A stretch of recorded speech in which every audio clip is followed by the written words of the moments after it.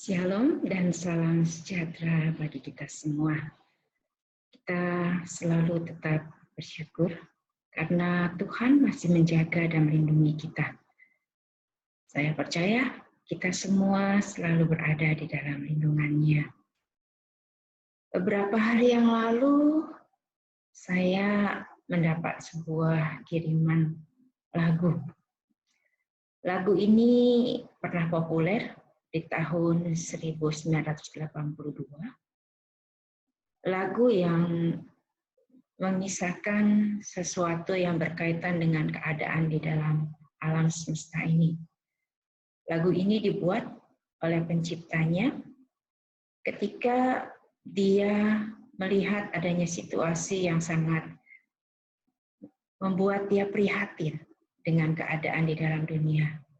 Bencana itu adalah meledaknya sebuah gunung di daerah Jawa Barat yang bernama Gunung Galunggung. Mungkin saudara-saudara sekalian, Bapak Ibu ada yang pernah dengar lagu ini. Judulnya adalah Untuk Kita Renungkan.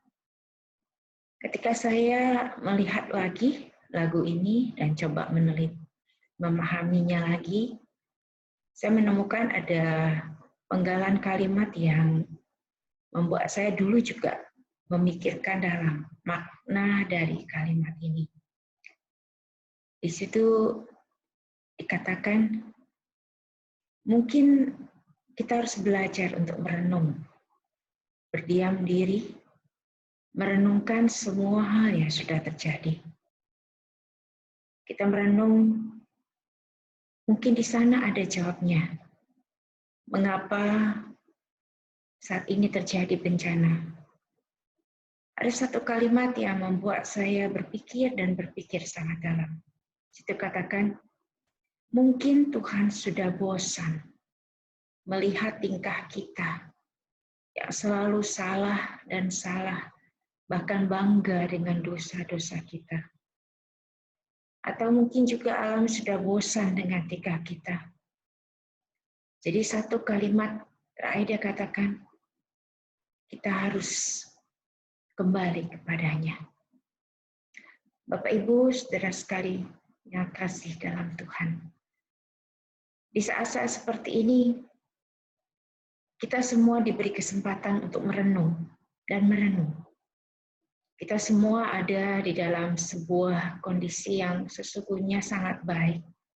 Karena kita boleh pada saat ini berdiam diri. Kita merenung semua hal yang sudah ada di dalam kehidupan ini. Dan yang Tuhan juga izinkan terjadi di tengah-tengah kehidupan kita. Biarlah di dalam perenungan kita menemukan sebuah jawaban yang pasti tentang kehidupan ini.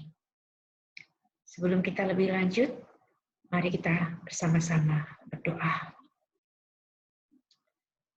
Tuhan, Engkau adalah pencipta alam semesta. Tidak ada satupun yang tidak Kau ketahui. Tidak ada satupun yang luput dari hadapan-Mu, Tuhan. Tapi pagi ini, Tuhan, kami mau belajar untuk merenungkan tentang kehidupan yang Tuhan berikan ini. Saat ini, Tuhan, ialah firman Tuhan yang berkata-kata di dalam setiap hati kami. Ajar kami, tolong kami, melalui tuntunan Roh-Mu yang kudus, untuk boleh mengerti, dan kami siap untuk melakukannya. Berkati firman-Mu Tuhan, berkati juga hamba-Mu, ialah semua yang keluar dari mulut hamba-Mu untuk kemuliaan nama-Mu.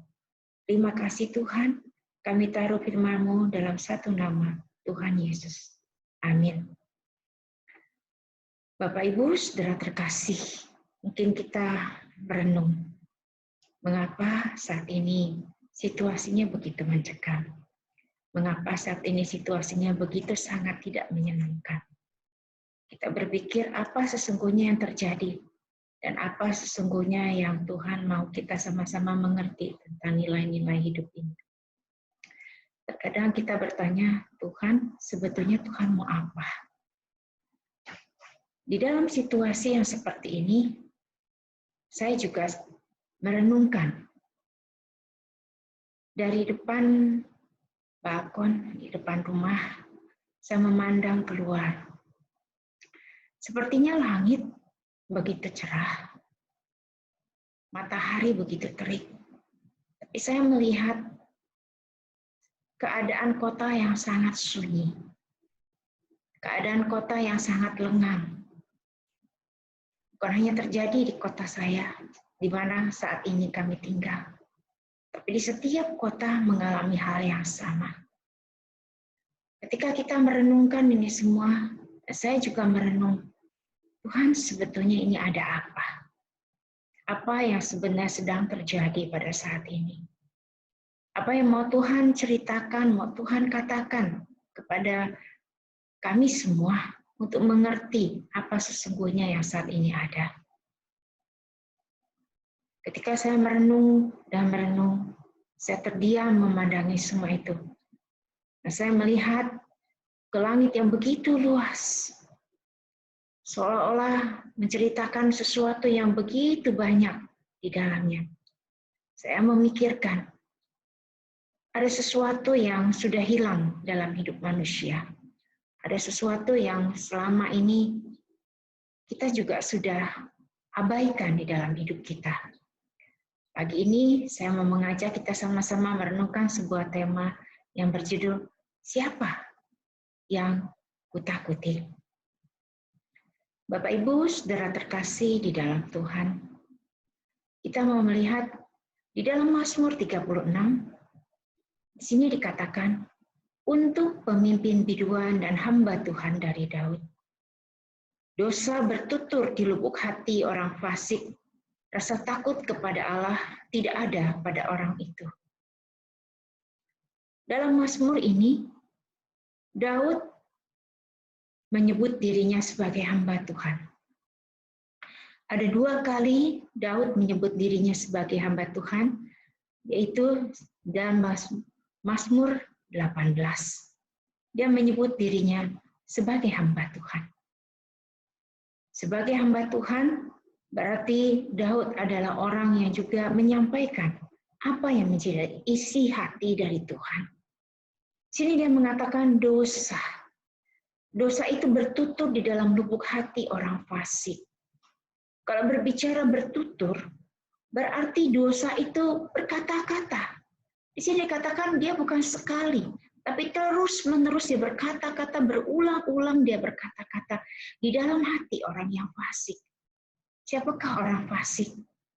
Orang fasik adalah orang yang tidak memiliki Tuhan di dalam hidupnya. Daud mengatakan dosa itu bertutur kata. Artinya dosa itu terus berbicara, mengatur, memerintah, bahkan menguasai orang ini. Karena dosa yang berkuasa, karena dosa menguasai hidupnya, karena dosa yang memerintah di dalam hidupnya, akibatnya orang ini tidak lagi takut kepada Tuhan. Kenapa? Dia mengizinkan dosa yang ada di dalam hidupnya, bukan takut kepada Tuhan. Orang yang tidak takut kepada Tuhan adalah orang yang mengizinkan dosa yang memerintah di dalam hidupnya. Ini adalah satu hal yang sangat menyedihkan. Mengapa kita atau ada orang yang mengizinkan dosa yang berkuasa, tapi tidak mengizinkan Tuhan yang bertutur kata di dalam hidup kita? Ini satu pertanyaan yang sama-sama ingin kita pahami, kita renungkan. Mengapa tidak takut kepada Allah?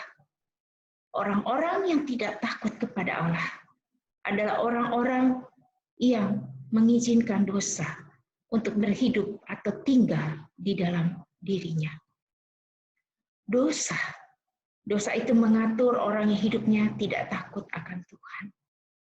Dosa mengatur orang yang hidupnya hanya berpaling atau bersandar kepada pengertiannya sendiri.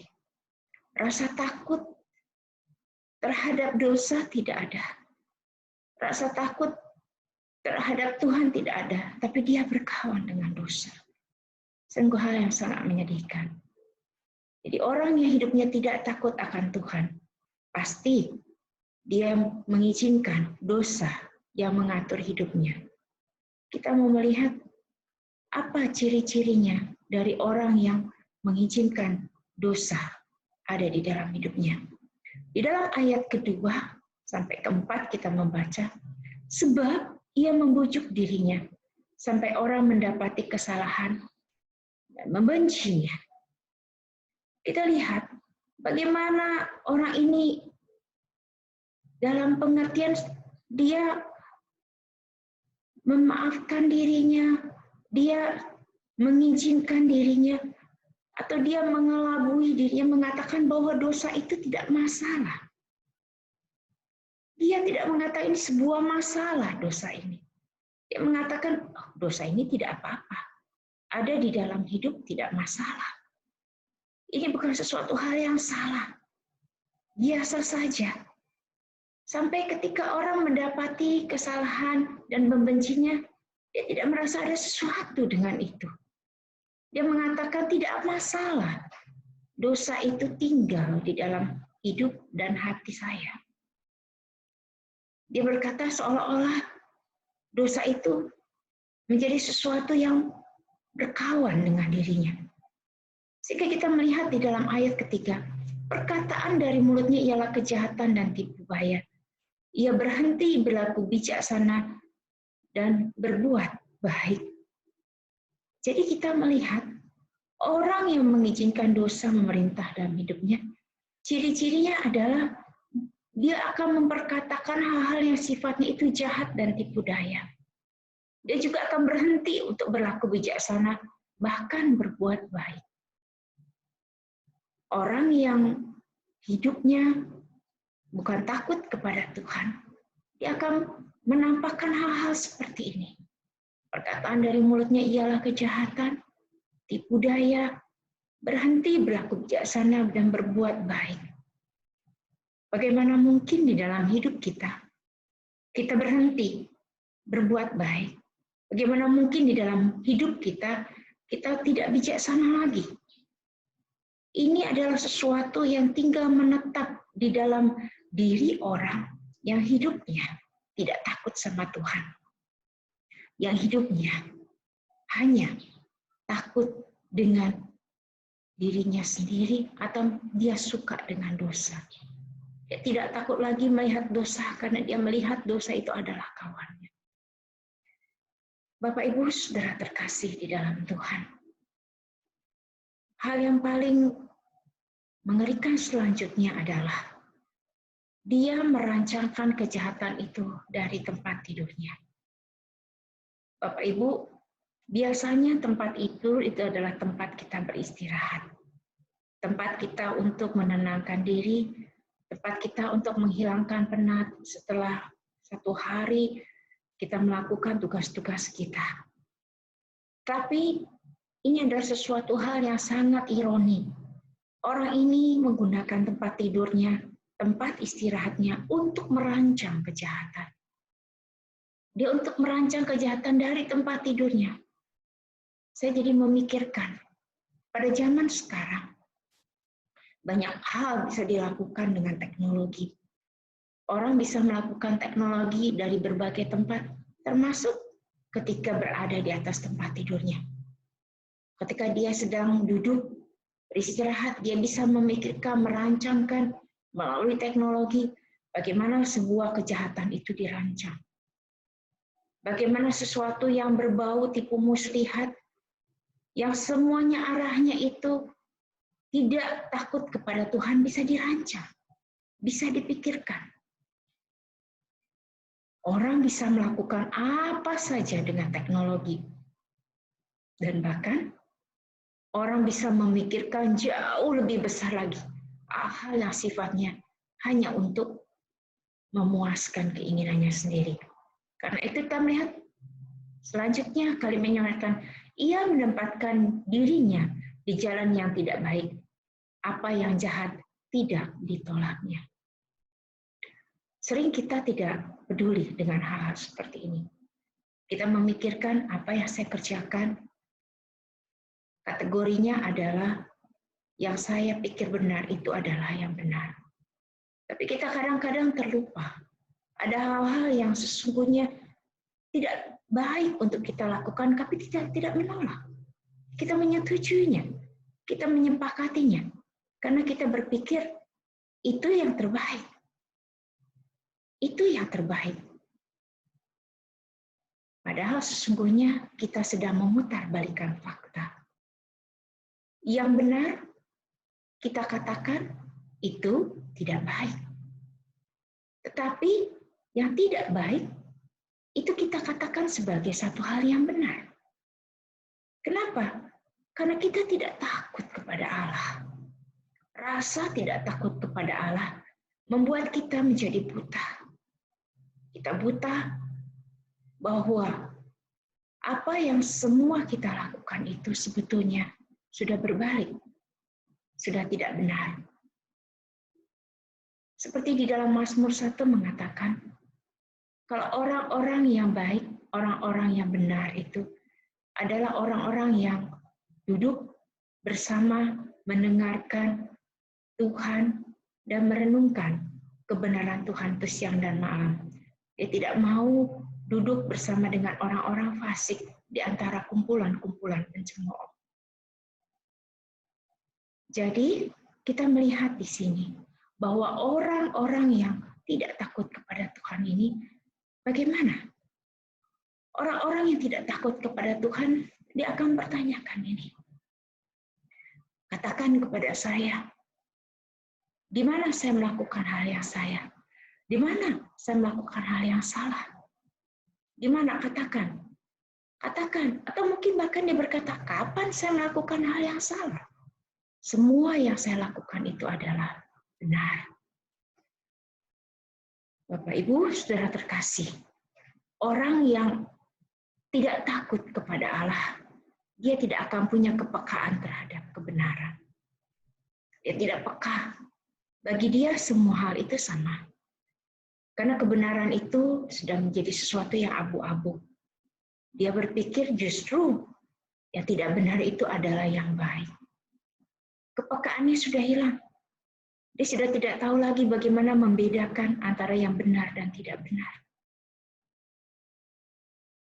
Bahkan dia sendiri pun tidak malu terhadap kejahatan. Tadi kita melihat di dalam ayat kedua, orang ini melakukan hal-hal yang tidak benar, tidak baik, tapi dia malah begitu merasa sukacita ataupun dia merasa bangga ketika orang melihat kejahatan yang dilakukan bahkan membencinya. Tidak ada sesuatu lagi yang membuat dia merasa malu. Jangankan malu di hadapan manusia dengan kejahatan itu, tapi di hadapan Tuhan dia tidak malu lagi. Kenapa? Karena dia sudah tidak takut kepada Tuhan. Ketika saya merenungkan semua hal yang terjadi atas peristiwa saat ini, dengan Tuhan mengizinkan adanya virus corona di dalam kehidupan di dunia ini, saya memikirkan, sesungguhnya hidup kita ini bagaimana? Apakah kita masih mengerti kebenaran ini apa? Apakah kita masih mengerti kejahatan itu apa? Mungkin kita berpikir kebenaran yang kita lakukan itu adalah tolak ukur yang menurut ukuran manusia. Tapi pernahkah kita merenungkannya tolak ukur di dalam kebenaran Tuhan? Terkadang di dalam dunia ini semuanya menjadi abu-abu. Kita sudah terbawa dengan arus kehidupan dunia. Kita sudah terjerat dengan arus kehidupan manusia. Kita tidak takut lagi dengan semuanya ini. Kita malah senang memelihara dosa. Bapak, Ibu, saudara terkasih di dalam Tuhan. Suatu hari, ketika saya selesai sekolah, dan Tuhan mengizinkan saya bekerja sampai kuliah, saya pernah bekerja di sebuah tempat. Di tempat itu, saya mengurusi bagian penjualan. Jadi setiap ada orang yang membeli barang, saya akan membukakan faktur untuk menuliskan barang-barang yang dibuatnya. Lalu ketika satu hari ada seorang yang datang kepada saya, dia berkata seperti ini. Tolong tuliskan semua faktur ini dengan harga yang akan saya beritahukan kepada kamu ya. Lalu saya berkata, kenapa harus seperti ini?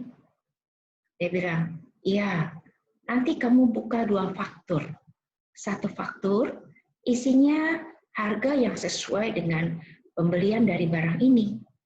Tapi harga yang berikutnya, di dalam faktur yang lain, kamu harus tulis sesuai dengan harga yang akan saya katakan kepada kamu.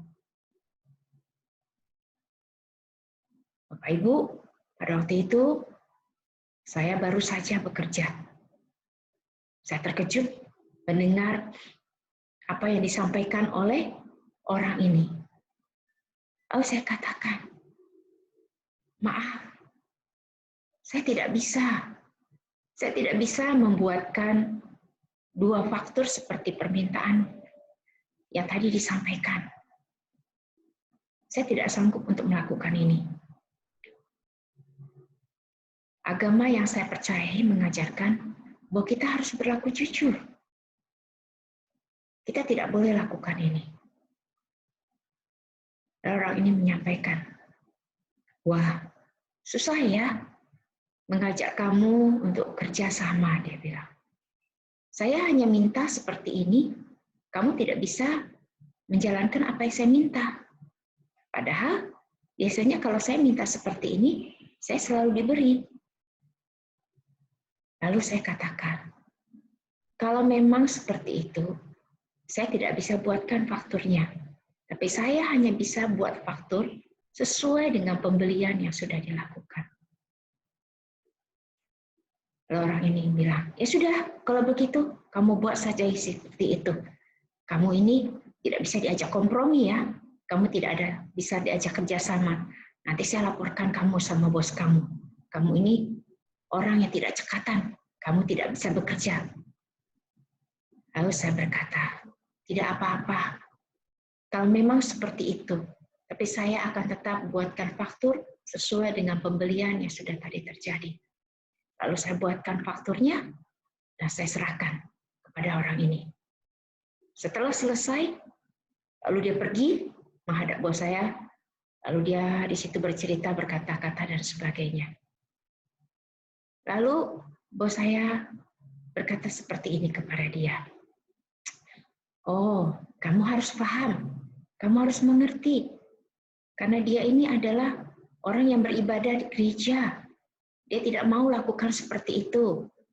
Sudah berkali-kali ada yang meminta, dia tidak mau. Ya, jadi kamu harus mengerti kalau dia itu seperti itu. Jadi, sudah, biarkan saja dia, karena dia memang seperti itu. Bapak Ibu terkasih di dalam Tuhan. Ketika saya mendengarkan perkataan itu, saya hanya dalam hati berkata, Tuhan, saya ingin melakukan kebenaran. Saya mau melakukan apa yang sesungguhnya seharusnya saya lakukan sebagai orang-orang yang percaya kepada Tuhan. Saya takut sama Tuhan. Saya tidak berani melakukan itu, dan saya tidak mau melakukan kejahatan ini. Walaupun mungkin resikonya saya bisa dipecat, tapi saya tidak mau takut sama manusia. Saya mau hanya takut kepada Tuhan. Bapak Ibu saudara terkasih, ini satu pengalaman pertama. Saya melihat beginilah keadaan di dalam dunia. Banyak orang sudah tidak peka lagi dengan kebenaran. Dia menganggap semua yang dikerjakan itu benar di dalam kategori ukuran dia. Dia mungkin bertanya seperti ini, kapan saya melakukan hal yang salah? Apakah salah saya melakukan meminta seperti ini? Orang-orang sudah tidak malu lagi dengan namanya kejahatan. Kejahatan dianggap sebagai sesuatu hal yang biasa-biasa saja, lumrah-lumrah saja. Jadi ketika saya merenungkan ini, Tuhan, apakah saat ini juga Tuhan berbicara kepada kami semua tentang hal-hal yang saat ini sudah terjadi di dalam dunia? Karena banyak kebenaran sudah diputarbalikkan. Banyak kejahatan yang sudah terjadi yang semakin meluas, semakin merajalela. Kejahatan bukan hanya di dunia nyata, tetapi di dunia maya. Banyak orang-orang yang melakukan kejahatan dengan tanpa merasa bersalah, tanpa merasa malu, tanpa merasa gentar di hadapan Tuhan. Apakah ini yang sedang Tuhan ceritakan kepada kami semua tentang situasi yang terjadi pada saat ini? Bapak Ibu saudara terkasih di dalam Tuhan. Tapi ketika saya membaca selanjutnya di dalam ayat 36, Tuhan memberikan satu jaminan lagi. Jaminan yang luar biasa. Di sini katakan di dalam ayat 5 dan 6. Ya Tuhan, kasih-Mu sampai ke langit, setia-Mu sampai ke awan. Kita melihat luar biasa sekali. Kasih setia Tuhan itu, kalau dikatakan sampai ke langit, sampai ke awan, ini menunjukkan bahwa kasih setia Tuhan itu tidak terbatas. Ketika kita melihat langit, melihat awan, melihat langit yang begitu luas, kita tidak sanggup membatasinya. Kita menggambarkan begitulah kasih setia Tuhan di dalam hidup kita. Itulah kasih setia Tuhan yang tidak ada batasnya. Kasih setia Tuhan diberikan kepada siapa? Kepada orang-orang yang takut akan Dia. Kepada orang-orang yang hidupnya berkenan kepada Tuhan. Kasih setia Tuhan tidak meninggalkan orang-orang ini. Sampai di sini katakan dalam ayat 6, keadilan-Mu adalah seperti gunung-gunung Allah. Hukum-Mu bagaikan samudera raya yang hebat. Manusia dan hewan Kau selamatkan ya Tuhan. Ini adalah janji Tuhan. Untuk orang-orang yang takut akan Allah. Dia akan menunjukkan kasih setia-Nya. Dia akan menunjukkan kasih setia-Nya kepada orang-orang yang takut kepada Dia. Bahkan orang-orang ini akan diselamatkan.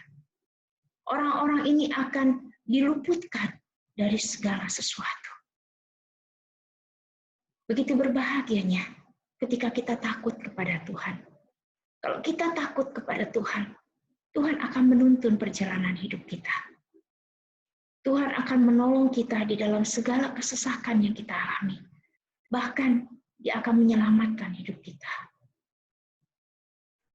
Walaupun peristiwa ketika saya harus berhadapan itu, tapi ternyata Tuhan, Dia bersama dengan saya. Saya hanya berkata seperti itu, tapi Dia tidak memarahi saya dan tidak menunjukkan apa-apa. Dia menghormati keyakinan yang saya miliki, bahwa saya ingin menyatakan kebenaran di hadapan Tuhan. Bapak Ibu saudara terkasih, terkadang mungkin kita takut, kita tidak mau mengatakan kebenaran. Kita bahkan kompromi dengan kejahatan. Kita melakukan hal-hal yang tidak benar di hadapan Tuhan. Kita lebih takut kepada manusia daripada kepada Tuhan. Tapi Tuhan mengatakan, apa yang Tuhan akan berikan bagi orang-orang yang takut akan Dia. Di sini dikatakan kasih setia Tuhan yang tidak ada batasnya itu akan melingkupi orang-orang yang takut akan Dia. Berikutnya, orang-orang yang takut akan Dia, Tuhan juga akan menyelamatkan hidupnya. Tuhan akan menyelamatkan hidupnya. Tuhan akan menolong hidupnya. Orang-orang yang takut akan Tuhan, Tuhan akan selamatkan. Tuhan tidak akan biarkan orang-orang itu. Tuhan akan memeluk, menjaga, merangkul orang-orang yang takut akan Dia. Bukankah ini yang menjadi kerinduan kita? Kita mau hidup kita selamat. Tapi Tuhan bilang, ketika kau ingin selamat, mari, takutlah akan aku. Aku akan menyelamatkan hidupmu. Di dalam ayat yang ke-7, kita melihat, Betapa berharganya kasih setiamu ya Allah. Anak-anak manusia berlindung dalam naungan sayap-Mu. Orang yang takut akan Allah, kasih setia Tuhan akan selalu bersama dengan dia. Tuhan akan menyelamatkan dia. Dan terlebih lagi, orang-orang yang takut akan Tuhan, Tuhan akan menjaga di dalam naungan sayap-Nya. Ini adalah satu hal yang sangat membuat kita bersuka cita. Tuhan, Dia menjadi perisai kita. Dia akan menyelamatkan kita. Kita tidak perlu takut terhadap apapun di dalam hidup ini. Tapi kita harus takut kepada Tuhan. Karena Tuhan yang mempunyai kehidupan ini. Jangan kita takut melawan kejahatan. Tapi kita bersekutu dengan kejahatan. Kita tidak takut melihat dosa. Tapi kita takut melihat Tuhan. Dosa menjadi kawan kita. Tapi kita tidak menjadi kawan dengan Tuhan. Ini adalah satu hal yang sangat-sangat menyedihkan. Di dalam perenungan pada masa-masa ini, Tuhan mengajak kita. Mari kita bercermin kembali kepada Tuhan. Kita mengingat bagaimana kasih setia Tuhan di dalam hidup kita. Orang-orang yang takut kepada Tuhan, kasih setia Tuhan tidak akan meninggalkan dia. Bahkan, dia akan melindungi kita dengan sayap-Nya. Sesungguh sesuatu yang sangat luar biasa. Sesuatu yang membuat kita tentram. Di tengah ketakutan kita pada saat ini, dengan virus yang sedang mewabah ini. Tapi kalau kita takut kepada Tuhan, Tuhan menjaga kita. Tuhan akan melindungi kita. Tuhan melindungi orang-orang yang takut akan Dia. Tuhan selamanya beserta dengan kita. Tuhan adalah Allah yang setia. Karena Dia kuat, Dia akan selalu bersama dengan kita, melindungi kita. Kita tidak perlu takut bahaya apapun di depan hidup kita. Karena Tuhan bersama dengan kita ketika takut akan Dia. Apakah kita sudah takut kepada Dia? Siapa yang kita takuti di dalam hidup ini? Ketika corona datang, kita lebih takut kepada corona. Lalu kita bergegas semuanya memakai masker. Kita melindungi diri supaya jangan ada virus yang masuk di dalam tubuh kita. Supaya kita jangan terinfeksi, supaya kita tidak sakit, dan kita takut dengan sesuatu yang namanya kematian. Kematian yang membuat kita binasa secara tubuh. Kita sudah mengalami ketakutan yang begitu luar biasa. Tapi mengapa kita tidak takut terhadap dosa? Dosa yang ada di dalam hidup kita. Kita tidak pernah takut. Bahkan kita pelihara. Kita simpan baik-baik dosa itu dalam hidup kita. Kita tidak memakai perisai hidup kita. Kita tidak takut akan Tuhan. Kita mengizinkan dosa di dalam hidup kita. Kita tidak pakai masker kita, yaitu takut akan Tuhan. Kalau kita punya takut akan Tuhan, kita akan menolak dosa. Kita tidak mau kompromi dengan dosa. Kita tidak suka tinggal di dalam dosa. Kenapa? Kalau virus corona bisa membawa kematian untuk tubuh kita, tapi dosa membawa kematian yang kekal untuk jiwa kita. Ketika jiwa kita mati, kita tidak akan mendapatkan apa-apa lagi di dalam hidup ini. Itu lebih merupakan kematian yang mengerikan buat hidup kita. Dosa mengakibatkan kita mati secara kekal. Mati yang tidak ada habis-habisnya. Karena hanya menghabiskan tubuh kita. Tapi dosa menghabiskan jiwa kita. Dan kita tidak memiliki lagi kehidupan. Siapa yang kita takuti? Mengapa kita tidak berpikir dan mencoba merenungkan? Seharusnya kita takut kepada siapa? Seharusnya kita takut. Takutlah kita kepada Tuhan, takut kepada Allah. Karena dengan takut kepada Allah, kita tidak akan jatuh di dalam dosa. Dosa tidak akan bertutur kata di dalam hidup kita.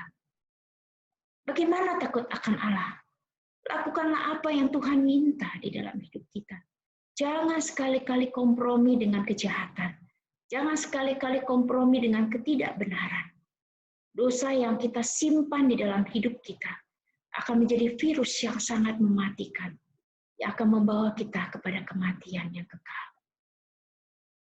Kita bisa takut dengan virus yang membawa kita di dalam bayang-bayang kematian. Kita bisa takut, kita mencoba melindungi diri. Tapi kenapa sampai hari ini kita tidak melindungi diri kita dengan firman Tuhan? Kita tidak takut akan Tuhan, tapi kita tinggal di dalam dosa. Bapak, Ibu, Saudara terkasih di dalam Tuhan. Di dalam Mazmur 103 dikatakan, Tuhan itu sayang kepada kita sebagai anak-anaknya. Karena Dia adalah Bapa kita. Dia akan menyayangi kita. Sayang kepada orang-orang yang takut akan Dia. Sampai hari ini, hanya kita yang tahu dosa-dosa apa yang masih kita simpan di dalam hidup kita. Dosa-dosa yang akan membawa kita kepada kematian yang kekal. Jikalau Tuhan izinkan, ada sesuatu yang menimpa hidup kita.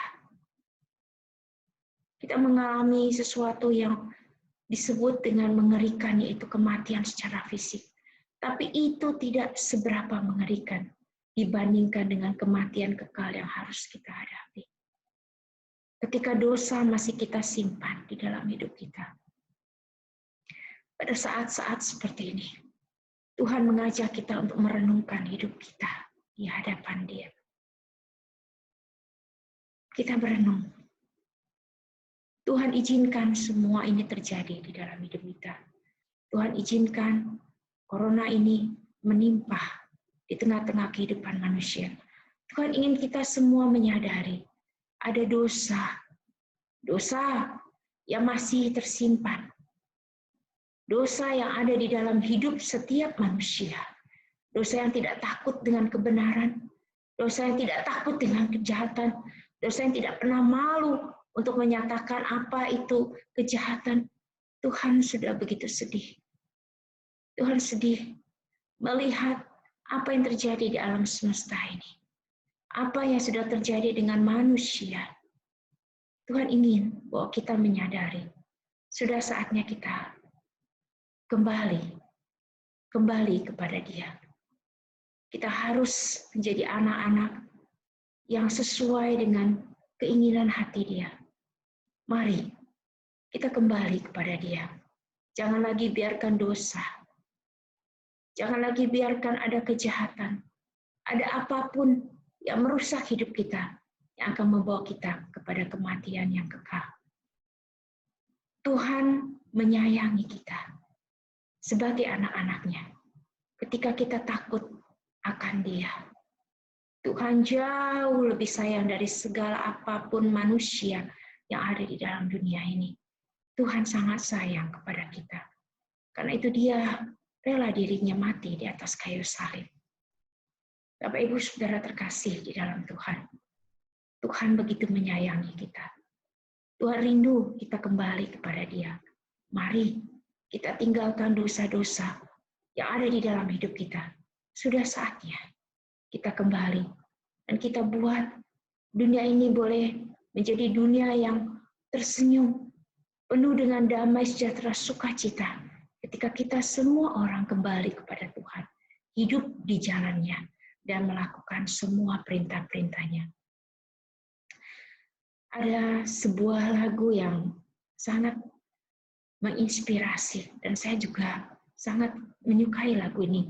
Lirik di dalam lagu ini menyatakan kepada kita bahwa hidup kita sudah saatnya kita kembali kepada Dia.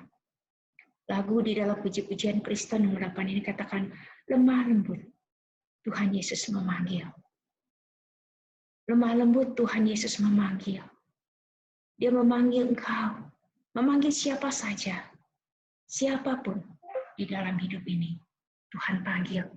Dia memanggil siapa saja untuk kembali kepada Dia. Untuk hidup bersama dengan Dia. Tuhan memanggil kita, siapapun kita, untuk kembali kepadanya. Hidup di dalam kebenaran yang Dia minta untuk kita lakukan. Bapak, Ibu, Saudara terkasih di dalam Tuhan. Dia mengatakan kepada kita, Dia menunggu kita pulang. Dia menunggu kita pulang. Dia menunggu. Dia menunggu kita datang. Saat ini Dia sedang menunggu di depan pintu hati kita.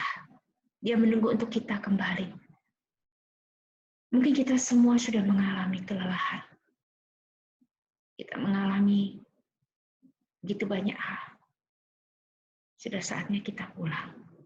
Tuhan katakan, mari, pulanglah. Pulanglah anakku. Aku ingin engkau pulang. Aku ingin engkau pulang. Pulanglah.